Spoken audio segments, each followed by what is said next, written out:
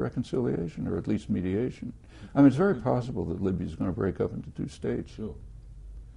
We know, because we've seen what you've had to say on the subject, how you regard Bush and Blair's record in the Middle East. Do you think Obama's no better?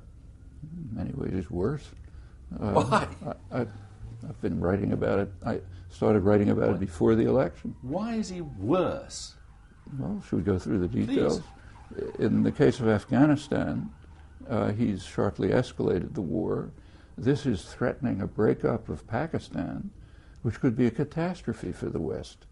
In fact, there's quite an important article that just came out by Anatol Yevin, who knows Pakistan very well, whose his conclusion is that British and American soldiers are dying in Afghanistan to make life more dangerous for Britain and the United States, namely because of the impact on potential breakup of Pakistan, which has both a huge number of nuclear weapons and a radical Islamic development, both of them supported by the West, both, and continue to be.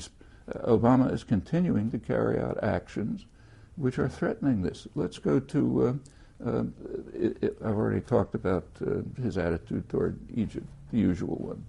Follow the usual game plan, which I mentioned. Let's take Israel-Palestine. I mean, his position is shocking. He's refused to do. I mean, there was just a UN Security Council resolution a few weeks ago in which calling on an ending of settlement expansion, and declaring the settlements illegal, which is not even controversial. Obama vetoed it. Alone, a General Assembly resolution shortly before was similar. The United States and Israel and a couple of Pacific Islands opposed it. And this is the record all the way through. You famously said that every American president since the Second World War would fail in the judgment as applied at Nuremberg, and therefore effectively should be hanged. You say the same applies to... I didn't say not everybody was hanged at Nuremberg. I said if no, we believed... not everyone was hanged. I said if we believed in the Nuremberg principles, yes. Every American president would be subject to them.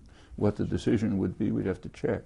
Notice that this is the Nuremberg principles, not the trials. But Obama would fare no better were those principles applied to him. No, he's carrying out a major war in Afghanistan. He's supporting. He's directly involved in aggressive and criminal actions carried out by Israel, for example. He's only been in office for 2 years, so he hasn't a chance to invade anyone yet. But his record is quite consistent with what's happened before.